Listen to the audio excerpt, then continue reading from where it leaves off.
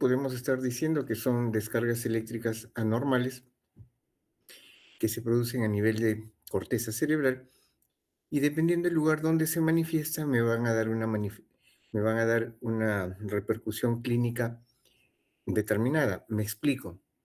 Si sabemos, por ejemplo, que el área visual está en cortezas occipital, pues si yo voy a tener alguna descarga eléctrica normal, voy a presentar crisis del tipo visual. Por ejemplo, escotomas luminosos, escotomas oscuros. Si yo tengo una crisis a nivel de corteza temporal, puedo tener crisis del tipo auditivas. No necesariamente crisis motoras, que son las típicas que nosotros vemos, en las cuales encontramos eh, crisis tónico-clónicas generalizadas. Entonces, hay que tener en cuenta ello cuando tengamos un paciente que nos viene con una clínica, sobre todo de cefaleas de corta duración. Entonces, vamos a tener pacientes que nos van a manifestar sintomatología de, dolor de cabeza precedido de algún síntoma, por ejemplo, visual o auditivo o este, como si fueran pequeñas crisis de ansiedad, que muchas veces ahí ya se les determina como auras, pero en realidad son crisis parciales, crisis que se presentan como el paciente lo refiere como si fueran pequeños momentos de angustia, como presión, sensación de miedo, ¿qué les pasa al cabo de los segundos? Son crisis parciales. Y vamos a tener lo que corresponde a las crisis generalizadas, donde el paciente tiende a perder el conocimiento. Y dentro de las generalizadas, pues vamos a tener aquellas que van con, con epilepsias convulsivas y aquellas que no lo son. Entonces, no toda epilepsia me va a dar pérdida de conocimiento, partiendo de allí. Entonces, dicho esto, entremos de por lleno a lo que nos lleva a la reunión de ahora. Lo he partido en dos. He tratado de resumir lo más posible para que se den cuenta. Hay una subespecialidad en neurología que es epilepsias. Esto lo vamos a pretender hacer en una sola clase. Voy a tratar de hacerlo lo más sencillo, tratándolo de ubicar en el panorama clínico para ver las diferentes matices que puede haber en epilepsia. Lo otro lo van a poder leer, las presentaciones se las voy a dejar si no las tienen ya, pero más me interesa de que ustedes entiendan cómo se presentan las epilepsias, cómo se dan. El tratamiento es aprenderse las primeras fases, que también los vamos a nombrar, los primeros fármacos de primera línea, los de segunda y los de tercera y los que ya están en desarrollo. Entonces, vamos a comenzar viendo a lo que corresponde epilepsia como tal, para tener un matiz más general. Entonces, la epilepsia es tan antigua como el hombre. Personajes que han tenido epilepsia, por ejemplo, Julio César tuvo epilepsia. En tiempo de los romanos pensaban que epilepsia correspondía a algún tema como una maldición, tanto así que no era algo que todo el mundo lo supiera, lo mantenían. En el tiempo de los griegos, más anterior a los romanos, ellos pensaban que era una posesión divina. Entonces, son diferentes matices o connotaciones que se le dio a esta enfermedad. Más reciente a nosotros, en la Edad Media, se pensaba que la epilepsia era una posesión demoníaca. Entonces, es más, sin ir muy lejos, por estos tiempos, en algunas ciudades, ¿qué ciudades? En las mismas ciudades grandes existe el estigma por aquellas personas que sufren de esta enfermedad y que de alguna u otra forma tienen vergüenza o les da mucho reparo en que el resto se entere. Bueno, no es tampoco para que todo el mundo esté conociendo de las enfermedades de los otros, pero Es de esas enfermedades que uno prefiere no compartirlas. Entonces, como les decía, epilepsia va a corresponder a un conjunto de enfermedades del sistema nervioso causada por la alteración de la actividad eléctrica cerebral que provoca síntomas repentinos, muchas veces con pérdida de conocimiento, como les dije, si son generalizadas, y que se denominan crisis epilépticas. Las crisis se producen cuando existe una actividad neuronal excesiva que provoca alteraciones repentinas y transitorias en la percepción, el comportamiento o la movilidad del individuo. Los síntomas de una crisis epiléptica dependen mucho del grupo neuronal que se active durante la crisis, lo que les manifestaba. Depende del área de corteza. Las crisis epilépticas, bueno, no está ahí, pero las crisis epilépticas se dan a nivel de sustancia gris, no en las vías que es sustancia blanca. La sustancia blanca son vías. Entonces, por consiguiente, si yo tengo una lesión a nivel de corteza cerebral, puede ser un foco epileptógeno. Si yo tuviera lesiones a nivel de lo que es sustancia blanca, por ejemplo, como pequeños microinfartos a nivel periventricular, pues lo que menos me va a dar es epilepsia, porque son vías. Entonces, dicho esto, ya ubicándonos en el área más o menos anatómica del, de donde se produce el evento, continuemos. La clasificación hay varias. Una de las últimas, tratando de simplificar, vamos a tener aquellas, por ejemplo, de inicio focal, inicio generalizado y de inicio desconocido. De inicio focal, con conciencia preservada, podemos tener pacientes como que empieza a un lado de la cara a hacer pequeñas contracciones. La duración es segundos, 5, 10, 15, 20 segundos. Generalmente esto no dura ni 10 ni 15 y si estamos en un evento que está durando muy continuo, ya estamos en un estado epiléptico o estatus epilépticos. Entonces, eso es de atención inmediata. Volviendo al cuadro, con conciencia preservada o con conciencia alterada. De inicio motor, pues tenemos automatismos con movimientos de la boca o muchas veces de la mano, llevándome la mano al pecho o cogiéndome determinada parte de la cabeza en forma continua. Atónica, el paciente puede estar puede estar parado y de buenas a primeras se desvanece y cae. Y esta es la que entra más en diagnóstico diferencial que con los síncopes. El síncope tiene más una connotación cardiovascular. Entonces, una crisis atónica hay que pensar en una posibilidad diagnóstica cuando no está del todo bien definido en un diagnóstico diferencial con un síncope. Las clónicas son movimientos en sacudidas en los cuales el paciente hace incluso movimientos de torsión del cuerpo y las crisis pueden ser tónico, o sea, el paciente se pone rígido y clónico en sacudida, que es la mayoría de veces que vemos a los pacientes en un estado convulsivo. Un espasmo epiléptico, hiperkinéticas con movimientos repetitivos, pero de corta duración. Vuelvo a repetir, son eventos que duran segundos. Mioclónicas. Hay algunos movimientos mioclónicos que algunos de nosotros los tenemos, por ejemplo, cuando estamos descansando y la pierna se nos va. Esos son mioclonías del sueño. Mientras sean muy eventuales, no hay problema, son benignas, son mioclonías del sueño. Pero las mioclonías propias de epilepsias son situaciones en las cuales, por ejemplo, el paciente está llevando o está llevando, llevando un plato, llevando la cuchara de comida a la boca y sale disparado por movimientos súbitos o bruscos. Entonces, y estos son repetitivos.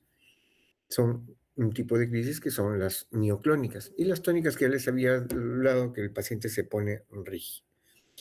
Las de inicio no motor, las autonómicas, por ejemplo, puedo tener síntomas del tipo vegetativo, del tipo también como cuadros de ansiedad que les dije, con alteración del comportamiento, con episodios de olvidos. Y también puedo tener crisis que van en relación a alteraciones sensoriales. Cuando hablamos crisis sensoriales, se refieren a los órganos de los sentidos. Yo puedo tener crisis olfatorias, puedo tener crisis auditivas, crisis visuales. Las olfatorias pueden darse en situaciones en las cuales el paciente está en una reunión y puede percibir un aroma como si fuera un perfume, un olor a rosas, o puede ser algo tan desagradable como una cacosmia. Entonces el paciente eh, muchas veces está reunido con alguien, les pregunta incluso ante la duda a quienes lo acompañan, oye, mira, percibe. No, no, no hay. Él es el único que lo percibe. Pero hay una particularidad con todo esto que les estoy hablando, que el paciente en el posictal, o sea, pasado esos segundos de la crisis propiamente dicha, el paciente siente una sensación como de agotamiento, cansancio y una cefalea opresiva que es autolimitada, que dura en promedio entre 15, 20 minutos o hasta media hora, pero no llega a durar más tiempo, solito se limita. Muchas veces el paciente, ustedes deben de sospechar cuando el paciente viene y les cuenta, doctor, tengo estos dolores de cabeza, pero mire, lo tomo y a los 10 minutos me pasa tomando mi Panadol. Mentira, no puede ser de que el Panadol en 10 minutos le pase. Si ustedes saben su farmacocinética y su farmacodinamia, sabrán que mientras entra el paracetamol al estómago, se diluye, empieza a absorberse a través del tracto gástrico e intestinal, llegan los elementos sobre los cuales va a ser, o sobre los órganos donde va a ser la acción, por lo menos 40 minutos, si no es más. Entonces, esas cefaleas de corta duración, sospecharlas, hacerle una mejor anamnesis y poder conocer un poco más. Permítanme traerles este ejemplo. Esto se dio en una persona que estaba gestando, una persona de 16 años en ese tiempo, que en el momento que yo evalúo a su niño ya tenía 5 años de edad. Entonces, esta mamá ya tenía 21 años. Y lo traen al Instituto de Ciencias Neurológicas porque sufría constantemente de dolores y a veces presentaba llantos. Entonces, la mamá es referida desde Ancash, llega al instituto, la ve la neuropediatra, bueno, y decide internarla para estudiarla. Me tocó hacerle la historia, y la historia de esta joven era de que salió embarazada, prácticamente su profesor la había violado. Y bueno, para no ser denunciado, el profesor arregló con la familia y este, la terminan casando. Esta chica, al haber concebido a su hijo de esa forma, pues no quería el embarazo.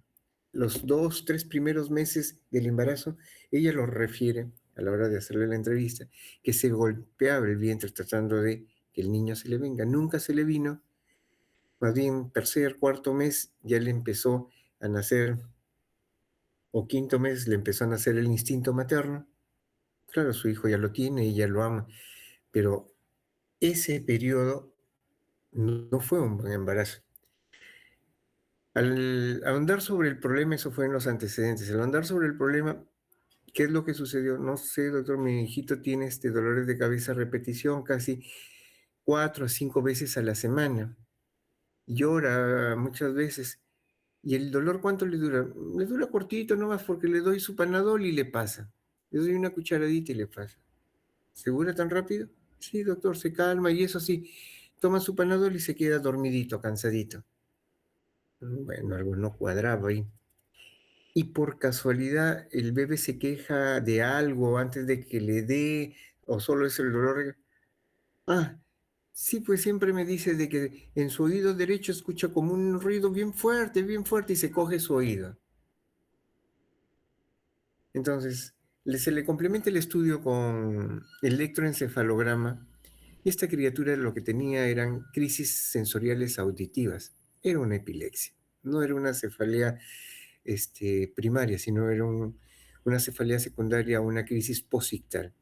En este caso, una crisis sensorial auditiva. Entonces, hay las no motoras, hay aquellas que tienen que ver con pérdida de conciencia que no son motoras, como por ejemplo las ausencias, en el cual el paciente está en una reunión participando y de buenas a primeras se quedó mudo con la mirada fija y dentro de un rato como que vuelve un poco aturdido, le dio su crisis de ausencia. Esas ya son las de inicio generalizado. Acá vamos a tener también tónico-clónicas, clónicas, tónicas, mioclónicas, mioclónicas, tónicas, atónicas y con espasmo epiléptico. Entonces, las no motoras, como les dije, la ausencia y la mioclonía palpebral, que a veces pueden pasar por simples mioquimias que a veces vemos en pacientes que tienen mm, situaciones de estrés o mucha carga tensional. Por eso podemos ver este tipo de manifestaciones como mioquimias palpebrales. De inicio desconocido, motor tónico-clónica, o sea, no hay una causa del todo bien determinada, y la otra son la de detención del comportamiento. Pueden ser tan complejas como que un paciente, por ejemplo, haga toda una actividad, regresar a un punto determinado y ni darse cuenta qué sucedió. Dos situaciones que se dieron. Un paciente X que hacía servicio de taxi, en un momento determinado se vio de que había llegado a un lugar que no sabía ni cómo había manejado y había llegado, no sabía cómo volver. La otra situación es de un administrativo de una institución educativa que se va al banco, saca plata, regresa a su casa y no sabe cómo, pero estuvo con la plata en la mano. Pero este último caso lo manifestó un familiar. Tía, mira, lo he visto acá mi tío, está con la mirada media perdida, solo pidió plata, salió y me pareció raro. Justo el joven este que terminaba de hablar, el señor que entraba. Dice, oye, ¿tú has estado en el banco? No. ¿Y qué haces con esa bolsa en la mano? ¿Cuál bolsa? Tenía la plata en la mano. Entonces, esas son crisis ya mucho más complejas, más elaboradas, que también corresponden a tipos de epilepsia. Entonces, tener en cuenta algo que salga del cuadro como para poder determinar ante qué estamos. Si no la pensamos, si no la sospechamos, va a pasar por nuestras narices y no va a pasar nada. Entonces, ya hemos hablado, la clínica es muy variada, dentro de esa variedad va a depender mucho el lugar de la corteza. Ahora, antes de hablar en general de las drogas antipilépticas, una crisis puede empezar como parcial, o sea, se me ocurre, puedo tener una crisis sensorial visual con pequeñas descargas de escotomas luminosos que posteriormente me haga una crisis, o como definimos los neurólogos, secundariamente generalizada. La respuesta es sí. Y quiero, ojalá me deje entender, quiero comparar o hacer el ejemplo como si fuera la chispa cuando uno está tratando de enchufar un artefacto y hay cortocircuito. Esa chispa son las pequeñas crisis. Pero recuerden que esa chispa me puede generar todo un incendio. Entonces, todo ese incendio es la red neuronal una vez que sucede la crisis compulsiva. Entonces, puede empezar en un solo foco y extenderse. La respuesta es sí. Empezar en un foco occipital y posteriormente hacerse secundariamente generalizada con crisis tónico-clónicas. Entonces, una vez que yo defina, tengo la sospecha, hago mis estudios de ayuda diagnóstica a la cabeza. Si es una persona adulta, pues imágenes. En los niños también, no es que no, sino que en persona adulta que de buenas a primeras empieza a convulsionar, lo más probable es que esas crisis epilépticas sean a un evento secundario. Me explico, un tumor, un parásito, como lo de neurocisticercosis, por ejemplo, un granuloma tuberculoso, por ejemplo, toxoplasmosis también, o sea, ello me puede corresponder a una epilepsia secundaria. O aquel caso del joven que debuta a los 33 años con una crisis tónico-clónica generalizadas y bueno, ahondando la anamnesis dijo, no, sí, de cuando en cuando me daban como sensaciones de angustia, miedo, pero no, nunca he convulsionado. Esas eran ya crisis parciales que estaba teniendo. Y más de las veces sí, a veces veo como destellos de luces y me queda algo de dolor de cabeza. Ujú. Hazte una resonancia de todas maneras. La historia quedó ahí, se hace la resonancia y en resonancia se ve una lesión en región occipital, guarda relación con los escotomas luminosos que tenía, este, que tenía una lesión a nivel de parénquima occipital en esa región. Entonces le digo, oye, pero acá incluso tienes, en la región occipital, tienes una pequeña zona de Malasia y tienes un hundimiento de la región, de parte del hueso occipital. Ah, no, doctor, esa es una palomillada que le hice a mi mamá. Y como era muy palomilla, mi mamá de la mesa agarró el plato y me lo tiró. Eso fue a los 18 años. Ese pata ya tenía su epilepsia secundaria a ese traumatismo. Ellos pensaron que ahí quedó nomás la palomillada. Eso a él le generó una repercusión que le va a durar toda su vida. Entonces, imágenes es importante. ¿El electroencefalograma complementa? Sí, no reemplaza, ¿ya? Quiero que tengan en cuenta que el electroencefalograma es un estudio funcional donde yo veo ondas cerebrales que se van a interpretar de acuerdo a estándares que se tienen. Es más, todo cambio bioquímico a nivel de la entrada de los canales de sodio, potasio, todo ello me va a dar una manifestación eléctrica. Esas pequeñas descargas, micro descargas de voltaje, son las que se van a ver reflejadas en el electroencefalograma, ¿ya? Entonces tengo imágenes como tomografía, resonancia, electroencefalograma, mi analítica sanguínea básica. ¿Por qué? Porque, bueno, él nunca ha convulsionado, doctor, pero él es diabético y él cumple su tratamiento. Cumple su tratamiento, tómenle su glucosa. Glucosa 30 miligramos por decilitro. Tiene hipoglicemia. Ese pata no tiene epilepsia, tiene hipoglicemia. Póngale destroza al 33, unas 3 ampollas y monitoreenlo. Se acabó, chao, chao convulsión. Eso no es epilepsia. O no, él nunca ha convulsionado, él solo es diabético y tiene insuficiencia renal. Tómenle la urea creatinina, urea volando en 200 con una creatinina de 6. Tiene una encefalopatía urémica, entonces yo debo de tratar acá, en este caso es la hiperuricemia que el paciente tiene y por consiguiente debo de mejorar el tema con calcio. Y por consiguiente así situaciones en las cuales determinado medicamento también me puede inducir una convulsión. Entonces, conocer esos detalles en los antecedentes nos va a permitir calificar bien a nuestros pacientes. Una vez que definamos que el paciente no es una convulsión simple, sino estamos hablando de un cuadro epiléptico, pues ahí vamos a entrar con las drogas antipilépticas. La medicina o las drogas antipilépticas que damos para esta enfermedad no es para curar. Eso tienen que definir bien con el paciente. Ustedes están dando medicina para controlar las crisis, no para curarlas. Entonces, estas medicinas tienden a disminuir la frecuencia y o la severidad de las crisis epilépticas.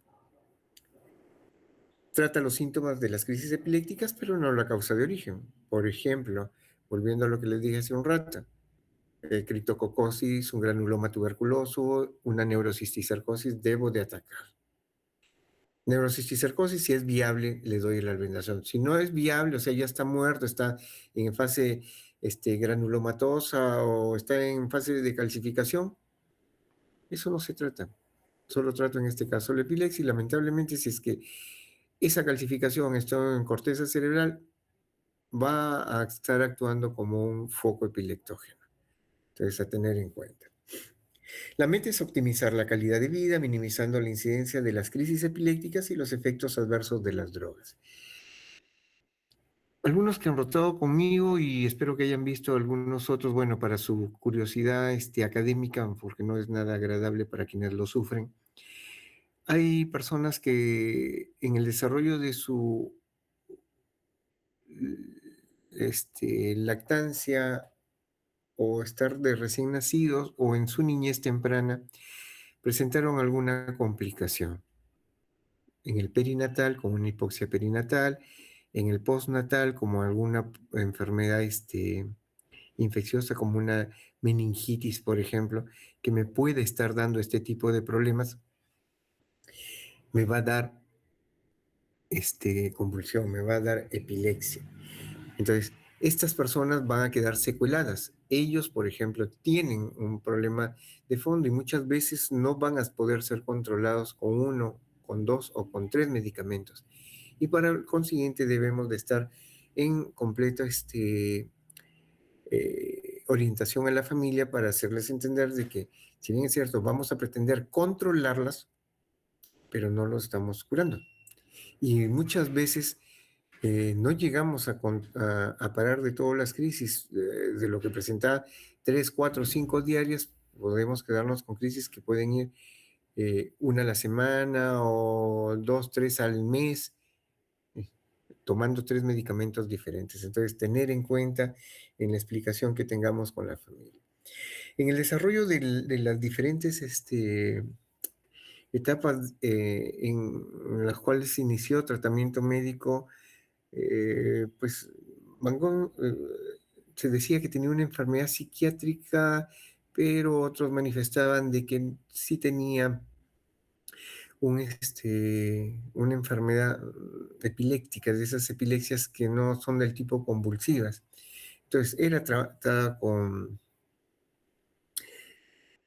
se me fue el nombre del mineral, que controlaba esas crisis, que incluso generaba cierto grado de ansiedad. Por eso es que se dice que parte de la intoxicación que este medicamento le producía a él tenía esa tendencia a los colores amarillos.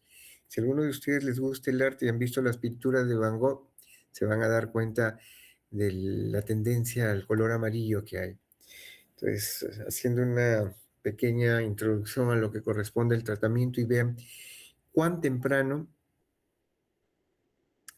cuán temprano o cuánto ha pasado de milenios de la humanidad como para poder tener un, un tratamiento eh, para epilepsia. Entonces,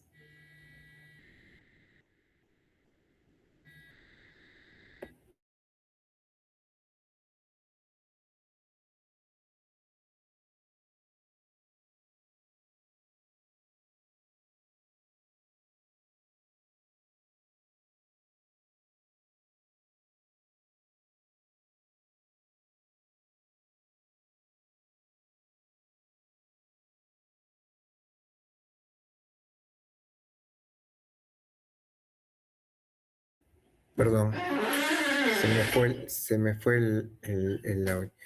Entonces,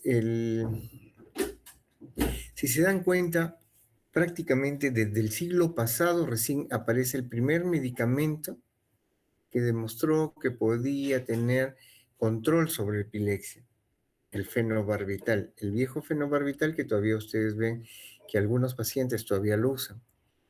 Desde el 1918 aproximadamente hasta el 1940, 22 años después, aparece fenitoína. Posteriormente aparecieron letrosucimida, la primidona. Las benzodiazepinas recién en los años 1970 empiezan a aparecer y también llegan a usarse para los tratamientos de epilepsia. Todavía lo usamos, entre ellos el que mejor ayuda en el tratamiento es el clobazam, una benzodiazepina, que de todas ellas es la que mejor ayuda con el tratamiento de epilepsia. No es de elección directa, es como un tratamiento coadyuvante o que se adiciona a algún antiepiléptico cuando las crisis son muy marcadas. Recién por los años 1980 aparece eh, carbamazepina con el viejo Tegretol, marca original, el valproato sódico como Valcote. Pasaron casi hasta el año 2000, donde empiezan a presentarse ya los de segunda generación, como la vigabatrina, la lamotrigina, la gabapentina, el topiramato, la fosfenitoína, oxcarbazepina, el levetiracetam. Y lo último que estamos viendo, la lacosamida que ya es lo que tenemos, el brivaracetam, que también son de los de tercera generación que tenemos en el mercado. Entonces, a pesar de que epilepsia es una enfermedad muy antigua, el tratamiento, pues, es de lo más, de lo más reciente, se podría decir.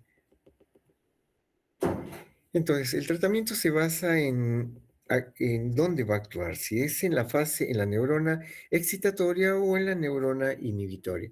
Y según ellos, en qué parte de las neuronas van a estar haciendo su función. Por ejemplo,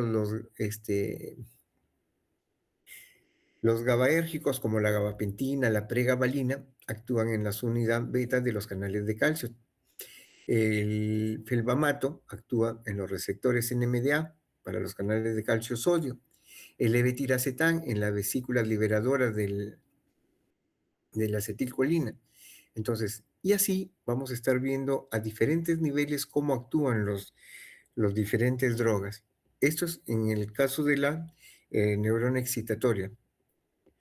Y en la sinapsis o en la neurona inhibitoria, pues acá vamos a tener más que todo las benzodiazepinas, el felbamato, el topiramato sobre todo, que van a estar actuando a ese nivel. Entonces, los diferentes medicamentos van a actuar a en diferentes localizaciones y va a depender mucho que si inhiben o excitan. Entonces, según ello, es la función que van a tener en el control de la epilepsia. Entonces, los fármacos antiepilépticos de primera generación, carbamazepina, tegretol, la fenitoína, el epamín, eh, las benzodiazepinas, ahí sí van a tener una variedad tremenda como el clobazam y el clonazepam siguiéndolo, pero en ese orden, clobazam primero, clonazepam después, para lo que es el control de epilepsia.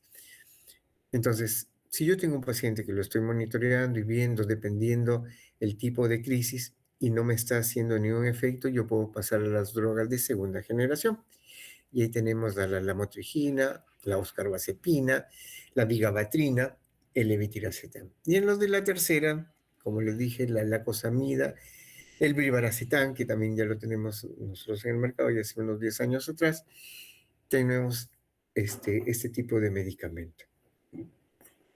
Hay que tener en cuenta cuando elijamos el medicamento y cuando estemos en un tratamiento conjunto con otros tipos de drogas, el hecho de que pueden interactuar en los transportadores y en los lugares que van a actuar. Por ejemplo, algunos antibióticos como la fenitoína, su actuar puede verse disminuido cuando uso algunas cefalosporinas de tercera generación.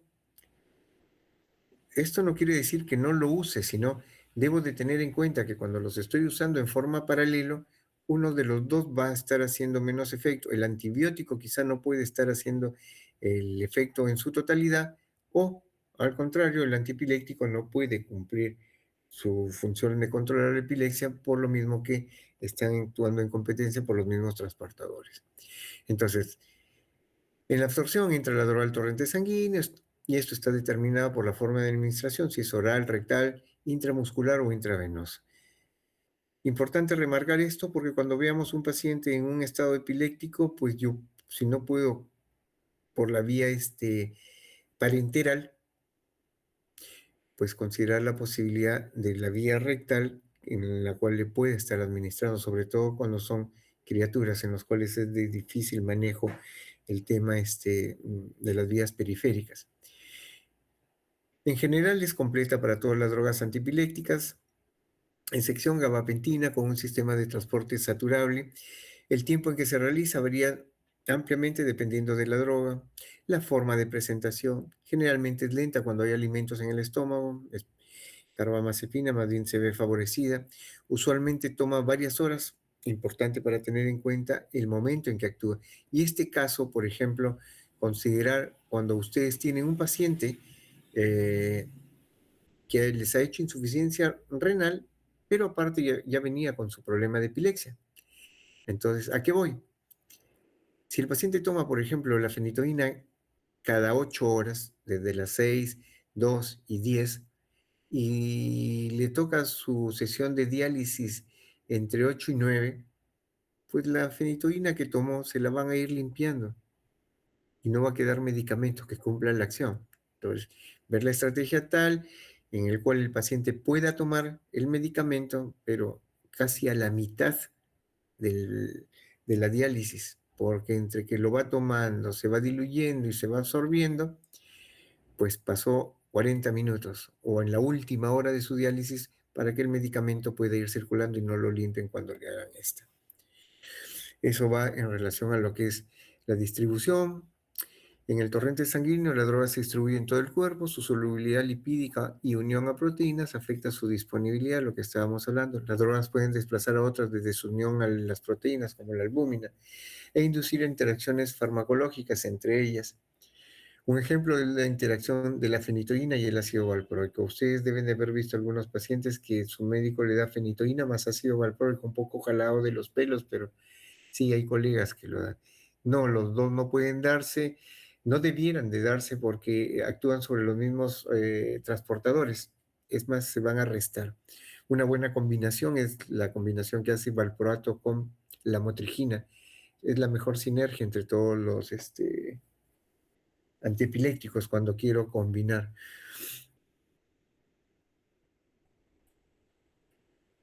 En la eliminación, pues la remoción de la droga activa a través de la sangre va a botar algunos metabolismos, perdón, su metabolismo puede ser en el mismo riñón y a través de ello también puede haber excreción. Por ejemplo, ¿quién tiene parte del metabolismo a nivel renal? Gabapentina, pregabalina. Tiene parte de su metabolismo. El resto, la gran mayoría, lo hace a nivel de hígado. El metabolismo y la biotransformación es generalmente hepática y dependiendo en tiempo. La excreción principalmente renal, en metabolitos activos e inactivos, cambios en el metabolismo a lo largo del tiempo, me puede dar problemas como autoinducción con carbamazepina o con politerapia inducida por inducción enzimática o inhibición. Esto también hay que tener en cuenta en el metabolismo por edad y por enfermedades sistémicas. Miren, la epilepsia no es poco frecuente en las personas adultas. Yo diría que las adultas mayores quizás sea mucho más frecuente que una persona adulta.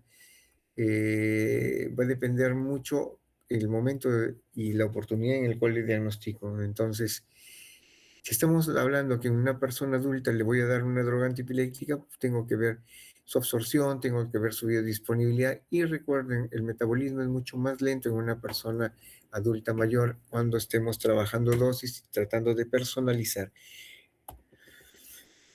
No vamos a estar entrando en lo que es el metabolismo con la gluconil transferasa. Léanlo, no es la idea llegar tanto a ello, pero esto sí, tener en cuenta cuáles son los más indicados según los tipos de crisis, ¿no? No es que tampoco una sola lo cambio por lo otro, no. Hay drogas antipilépticas que tienen ciertas características para determinadas crisis. Por ejemplo, el valproato es una de las que actúa con casi todas las crisis. Cuando yo tengo crisis parciales, me va bien con gabapentina, me puede ir bien con topiramato, la vigabatrina, la oxcarbazepina, el levetiracetam, la lamotrigina, la pregabalina, me van. En tónico-clónicas generalizadas, pues acá también casi todas van. En ausencias típicas, el topiramato y la lamotrigina. En ausencias atípicas, topiramato, lamotrigina. En crisis atónicas, topiramato, vigabatrina y levetiracetam. Y en crisis mioclónicas, topiramato, vigabatrina y la motrigina. Lo mismo en los espasmos infantiles, entonces tener en cuenta. Acá el cuadro más o menos para ubicarlos, de ahí cada uno lo puede leer de uno en uno. Acá vemos la biodisponibilidad, el tiempo de vida media que va a tener el paciente y más o menos los rangos en miligramo por litro, en el cual si es que yo pido un dosaje, por ejemplo, de carbamazepina, debe de ir entre 4 a 12 miligramos por litro para decir que estamos en dosis terapéuticas. Entonces, y así con la mayoría de antiepilépticos que vemos en el cuadro. No voy a entrar en detalle ahí, eso también lo pueden ver. Tener en cuenta lo que les dije hace un momento, muchos medicamentos me van a poder hacer interacción entre ellos.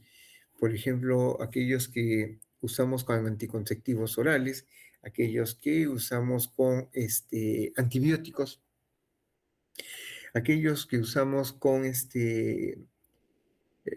bloqueadores como aquellos que son usados para relajante muscular, pueden hacer de que su acción sea mucho mayor de la que tenemos.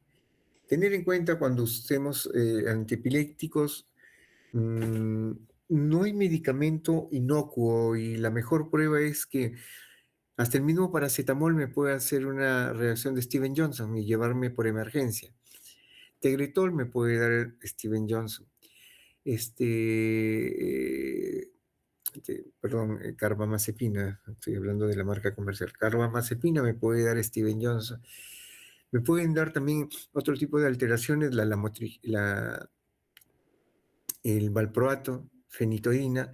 Los de primera generación, tenerlos siempre en cuenta, son los más estudiados y son los que han demostrado que hay bastantes riesgos de hacer efecto teratogénico en mujeres gestantes. Entonces, optar por alguno de los de segunda línea para reemplazarlos al menos durante la fase de gestación. Hay niños que han nacido de madres que en ningún momento cortaron el tratamiento y han nacido normales, pero hay otros que sí han nacido con espina bífida, paladar hendido, problemas cardíacos.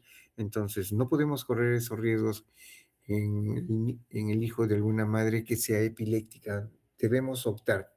Es más, las madres epilépticas o las mujeres epilépticas que en algún momento quieren tener hijos, debieran de acercarse al neurólogo para ver cómo se le plantea una alternativa y ella pueda seguir con su embarazo normal, teniendo menos riesgo de que al niño le pasara algo.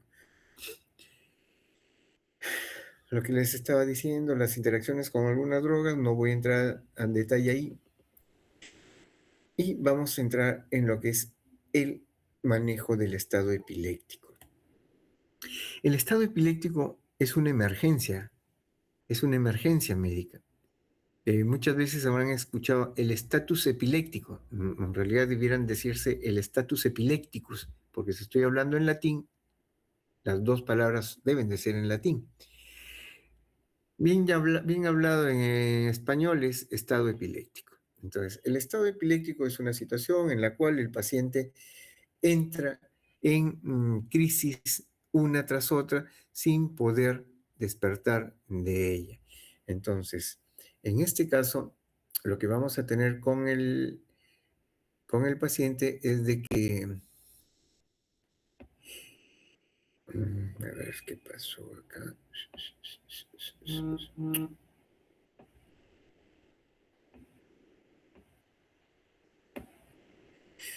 Entonces, les decía, en el estado epiléptico lo que hay que tener en cuenta es de que el paciente no le da una sola crisis, o no le da dos o tres, sino le da una crisis y tras otra va viniendo otra, y muchas veces el paciente no recobra el estado de conciencia. No es que le dio una en la mañana, le está dando una en la tarde y otra en la noche, no, son crisis aisladas. Eso no es un estado epiléptico, eso no tengo que epaminizarlo, que muchas veces vemos en nuestra emergencia, viene con una crisis, ¡bam!, ya le están mandando 8, 7 o 10 ampollas de fenitoína. No, eso no se hace. Entonces, primero sepamos definir qué es un estado epiléptico. Son crisis epilépticas de una duración superior a 30 minutos, o sea, viene una tras otra, tras otra. O crisis repetitivas que persisten por más de 5 minutos. 4 de cada 10 crisis que duran entre 10 y 20 minutos se resuelven espontáneamente. Por eso es que no debemos de estar catalogando a todos, solo aquellos que reúnen esas dos condiciones. Un paciente que está en una crisis y no recupera más de los 30 minutos o cuadros repetitivos que están produciéndose sin recuperación dentro de los 5 minutos posteriores.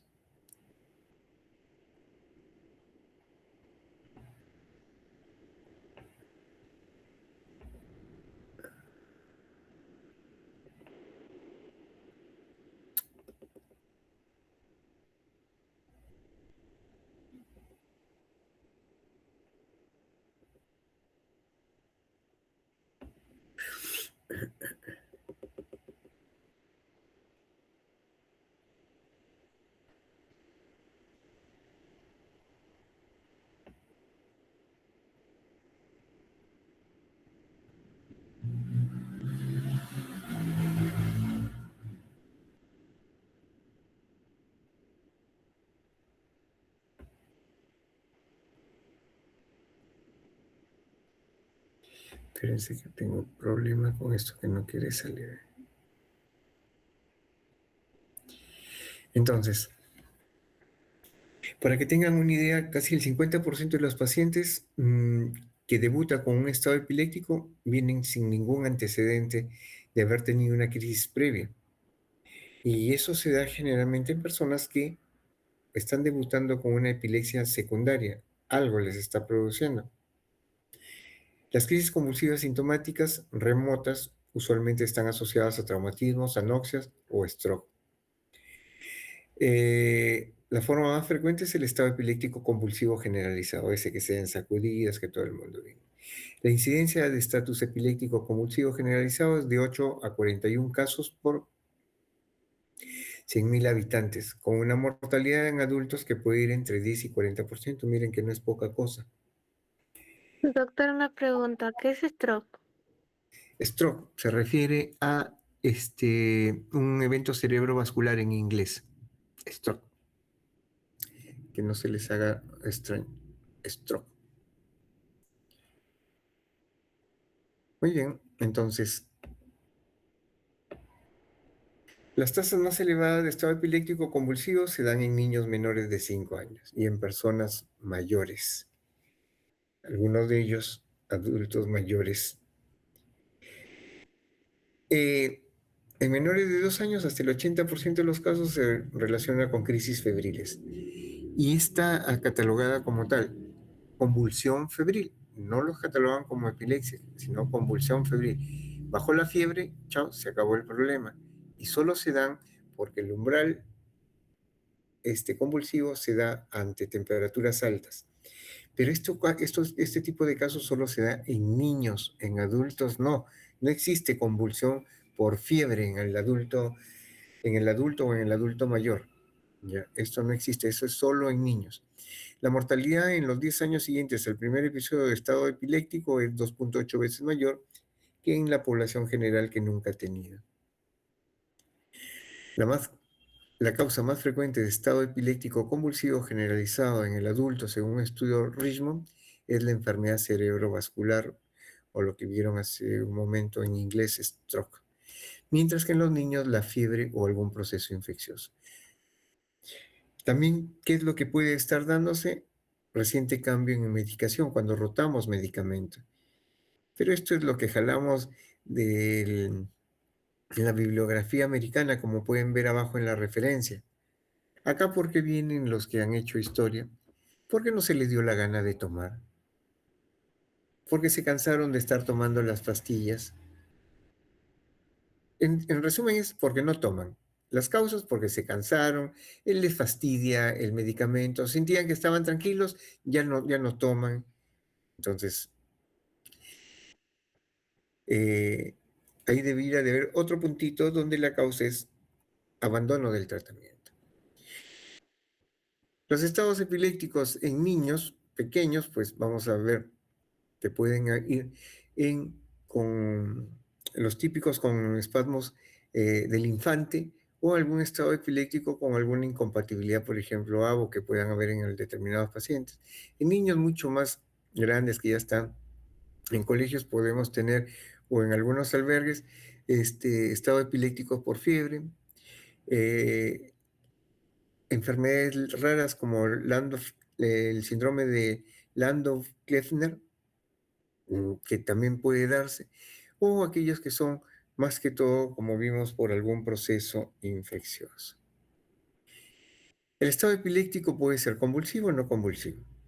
El no convulsivo es de verdad de muy difícil manejo. Es más, en el Congreso Panamericano del año pasado hubieron unos colegas argentinos que se dedican a esto y plantearon la idea y que me parece muy buena en el sentido de que hay pacientes que a veces llegan con pérdida de conciencia en el cual no se les encuentra alguna alteración hidroelectrolítica, los electrolitos están normales, no hay ningún tema con deshidratación, el tema metabólico está bien, la glucosa, la urea, la creatinina, el perfil hepático está muy bien y no hay nada. Le hacen una imagen de tomografía, no encuentran sangrado, ni tumores, nada. Entonces, en este caso, lo que podríamos estar, y ellos se tomaron la molestia que ese tipo de pacientes, a un grupo de ellos, les tomaron electroencefalograma y descubrieron que algunos tenían descargas epilépticas. Entonces, algunos de estos pacientes, ellos postulaban que si es que no se encuentra o todo va bien, no perdemos nada dándole algún antiepiléptico.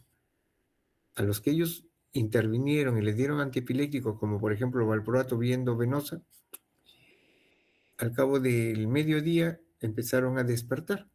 Entonces estábamos ante crisis no epilépticas. No se me confundan mucho y vamos a lo que vemos acá con frecuencia, es el estado epiléptico.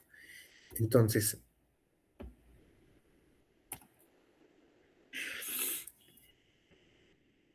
las causas ya las hemos dicho, es el no cumplimiento, relativas al tema con alcohol, algún proceso infeccioso, refractarios al tratamiento epiléptico, algún traumatismo, algún proceso neoformativo, un stroke agudo o un CB agudo, desórdenes del metabolismo, una encefalopatía hipóxico-isquémica y otras rarezas que entran en una miscelánea de varias enfermedades que puede darse. En los niños, bueno, está la causa criptogénica, o sea, no del todo definida, la fiebre, una infección del sistema nervioso central y otra miscelánea. A ver, esperen, creo que acá se me pasó. Ya, este. Etiologías de epilepsia refractaria, procesos infecciosos, epilepsia persistente, algún tema metabólico que esté ayudando a que esto se vaya prolongando o haciéndose más duradero, alcoholismo, intoxicación por drogas, un trauma agudo entre las... Y también pueden haber aquellos casos en los cuales el paciente debuta con algún cuadro autoinmune como una encefalopatía autoinmune, por ejemplo, la de anticuerpos anti-NMDA, la tiroiditis de Hashimoto, por ejemplo, también lupus me puede dar o puede debutar convulsionando el neurolupus. Entonces, hay que tener en cuenta cuando estemos ante pacientes que debutan con, y sobre todo en situaciones en que puedan ser mujeres jóvenes, sin ningún antecedente y con alguna historia reumatológica, pensar en lupus, por ejemplo. ¿Por qué es importante? Este cuadrito más o menos me va a estar diciendo por qué es importante tratar un estado epiléptico. ¿Por qué? Porque en un comienzo el flujo sanguíneo empieza a incrementarse como un modo de compensación. De ahí el metabolismo empieza a incrementar el requerimiento energético en lo que es oxígeno y glucosa también. Hay un incremento en las concentraciones de lactato y de glucosa. En la parte de los cambios metabólicos va a haber una hiperglicemia, porque va a haber mayor gasto de energía a la hora de las contracciones y todo, y una acidosis láctica. A nivel autonómico y cardiovascular, inicialmente una hipertensión, un incremento del gasto cardíaco, aumento de la presión venosa central, cambios con las catecolaminas, taquicardia, arritmias, una hipersalivación, aumento de la temperatura a valores muy altos que pueden llegar hasta 40 grados, por eso habla de hiperpirexia, vómitos e incontinencia. Ese es en una primera fase donde el cuerpo trata de compensar esta situación aguda que está pasando. Si uno no interviene, no corrige ello, y entra el paciente en una fase de descompensación. Entonces comienzan a haber fallas en la autorregulación cerebral, el flujo sanguíneo cerebral empieza a disminuir, va a haber hipoxia, va a haber hipoglicemia. Recuerden que en la primera fase hay hiperglicemia, va a haber falla en el estado de energía, va a haber mayor concentración de lactato. Entonces, y vamos a tener aumento en lo que es la presión intracerebral. A nivel de los cambios metabólicos puede haber hipoglicemia, hiponatremia, hipocalemia, disfunción renal y hepática, coagulopatía de consumo, rabdomiolisis. Recuerden, rabdomiolisis, eso me puede llevar a una insuficiencia renal y por consiguiente una falla multiorgánica, hipoxia sistémica en lo que respecta a los cambios autonómicos y cardiovasculares, falla en la presión sanguínea, en el gasto cardíaco, en la frecuencia respiratoria comienza a hacerse más superficial y más taquipneica, y el paciente va a entrar en una falla, como dije hace un momento, multiorgánica, con una probable no retorno si no se logra controlar al paciente. Entonces, yo tengo un paciente que está en estado convulsivo. Lo primero que tengo que hacer antes de estar dándole, poniéndole el antiepiléptico y todo, verificar que esté con su vía aérea permeable. No cometer el error, y esto es en general, si quieran ayudar a alguien en la vía pública, no cometer el error de ponerle algún objeto dentro o al lado de la boca. Menos intenten con su dedo sacarle algún objeto, porque el paciente hace como un trismus, contrae fuertemente la mandíbula con una fuerza desproporcional que puede mutilarlos. Segundo, no pongan bajalenguas, no pongan ningún objeto porque lo puede romper. Recuerden que en esos pequeños lapsos en esos pequeños segundos, el paciente no está respirando. Por eso, si no vean la crocianosis que tiene, comienza a presentar cianosis distal, cianosis perioral.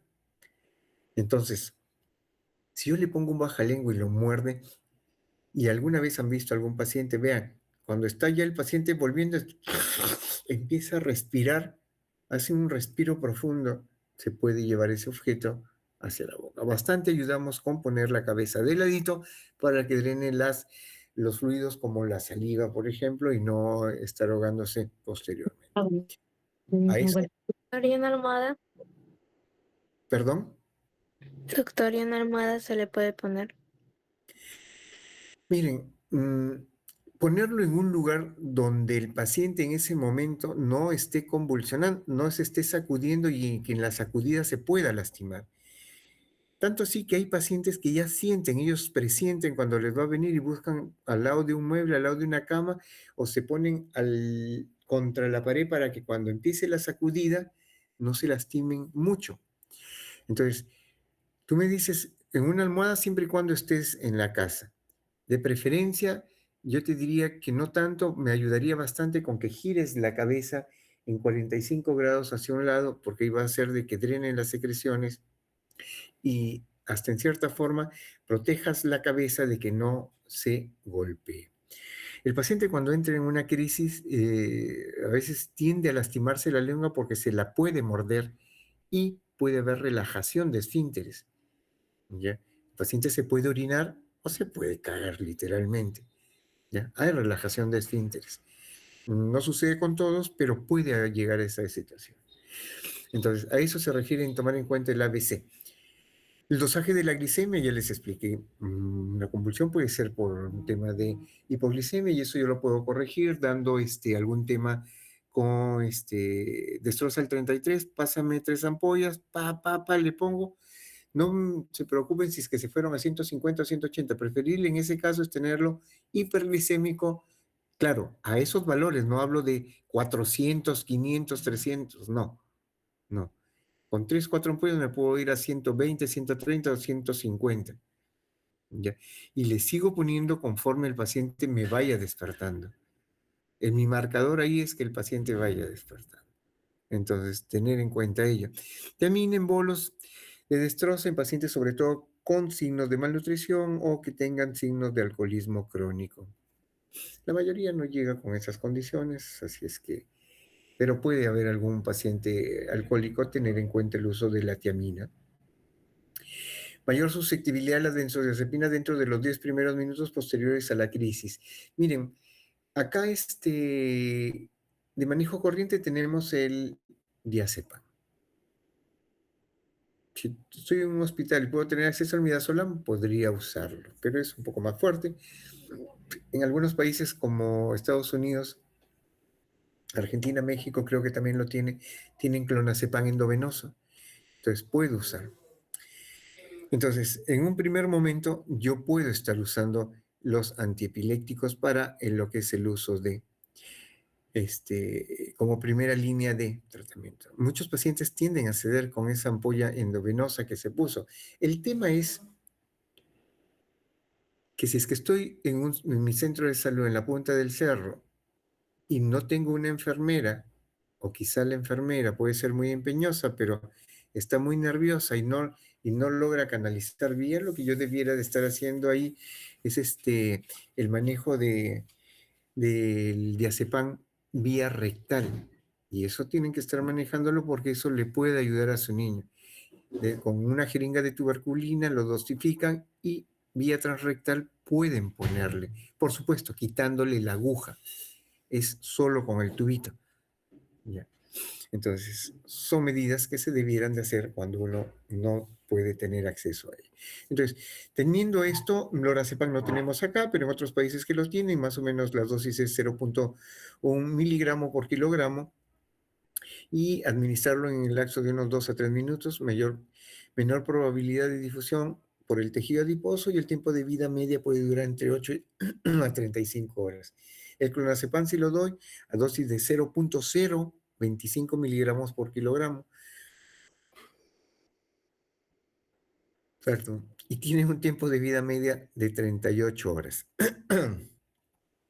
En nuestra zona tenemos midazolam, podemos usarlo a dosis de 0,1 a 0,2 miligramos por kilogramo, pero más al alcance tanto de centros de salud es el diazepam. Algunos de ustedes, cuando vayan a hacer su serum, van a encontrarse con estas situaciones y los que les va a ayudar es el viejo diazepam. En este caso, las dosis serán 0,2 miligramos por kilogramo. Entonces, si yo tengo una criatura o un niño en el cual no puedo canalizarle, tengo una criatura de 2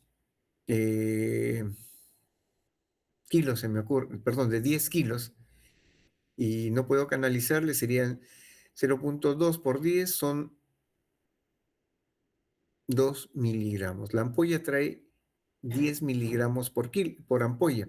Entonces estamos hablando que de esa ampolla, que son 2 mililitros, voy a dosar 2 mililitros son 10, 1 mililitro son 5. Entonces voy a, voy a dosar la mitad, casi 0,5 mililitros de la ampolla, y eso se lo pongo vía transrectal. Y puede ser salvatoria y por consiguiente poder ayudar y salvar la vida del niño. Eso es como primera línea.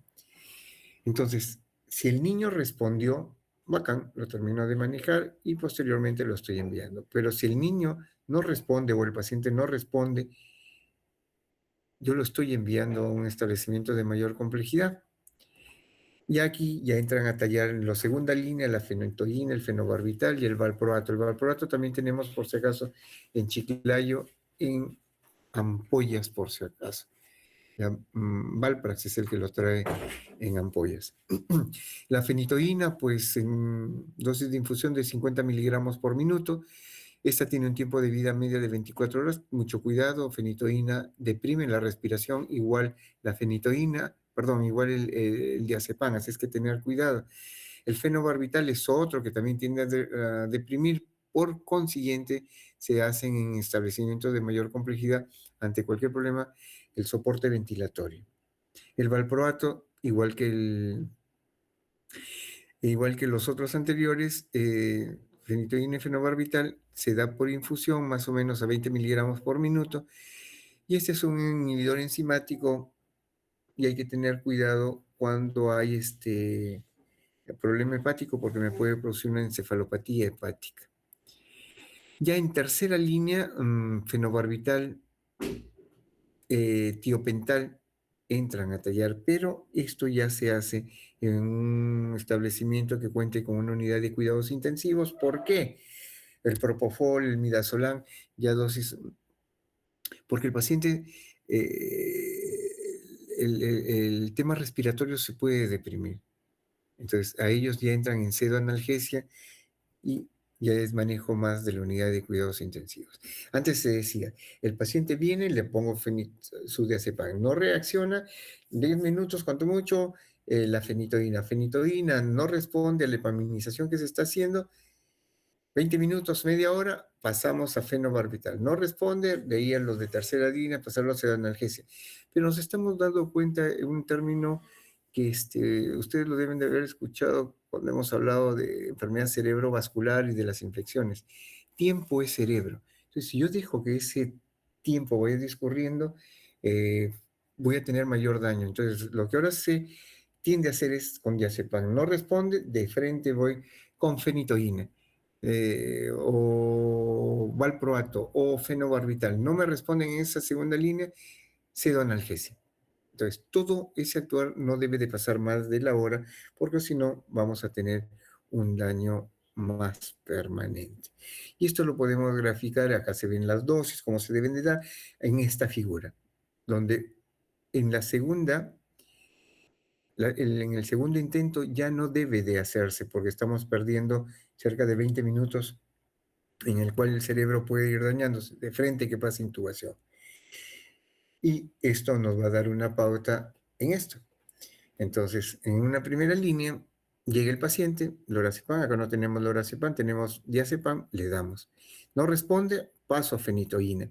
Si no me responde con fenitoína o valproato, que también puede ser otra alternativa, voy de frente ya a intubación con sedantes como el propofol, el midazolam. Y acá el paciente ya está bajo pseudoanalgesia. Entonces, yo debo de tratar al paciente con una crisis epiléptica porque, como vieron ahí, puede ir con una mortalidad que puede ir entre 10 y 40%. ¿Ya? Y aparte de ello, por toda esa fase de descompensación, si el paciente sale, puede quedar secuelado. Entonces hay que tener mucho cuidado y actuar en forma oportuna. Y con esto no vayamos al otro lado, en el cual exageremos. Una crisis convulsiva no es para epaminizarlo. Es más, si un paciente me viene con una sola crisis convulsiva a la emergencia, yo lo estoy valorando, no le encuentro mayor cosa. Antecedentes, ninguno. Imágenes, nada. Alteraciones de la analítica sanguínea, nada. Lo observo 24, 48 horas, no hay nada, chao, a tu casa sin ningún medicamento. Son crisis única. Señor, venga por consultorio, usted se lo va a seguir estudiando, no es que ahí lo estamos dejando, pero ya la emergencia ya pasó, vaya y venga por consultorio para que lo amplíen con un electroencefalograma quizá. Crisis única no se trata, ¿ya? Y si ya tiene una crisis y vino con una segunda y no convulsionó, lo observo, le pongo su fenitoína, está bien, ándate con tu fenitoína, cada 8 y ven por consultorio para que te estén controlando. Entonces, mucho cuidado cuando no estemos pasando o sobrepasando el tema con la medicación. Bueno, casi 1 hora y cuarto. Ahí nomás, como les dije, trataba de hacerlo lo más corto posible. No sé si hubieran preguntas, por favor, háganlas. Epilepsia es un mundo. Así es que puede ser tan compleja como pensar en una crisis gelástica en la cual el paciente solo le da un ataque de risa, como la del Guasón. Ese es un tipo de epilepsia. Están dentro de las epilepsias poco convencionales. Camila, ya está bien, eres la que siempre pregunta, está bien.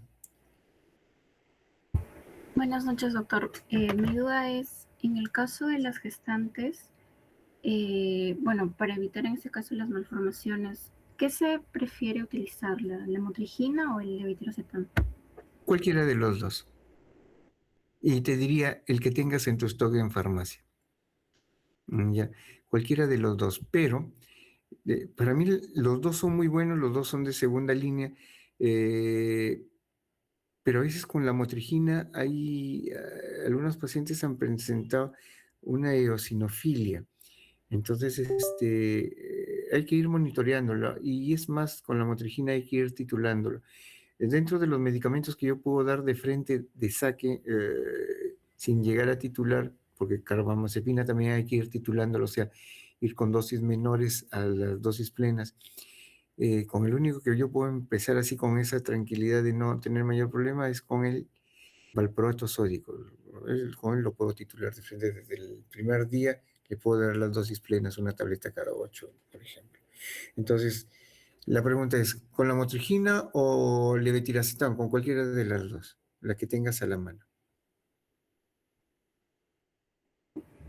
Ok, doctor, gracias.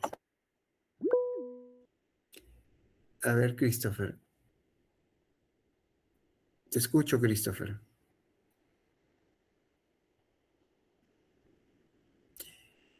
Pregunta, Christopher, te escucho.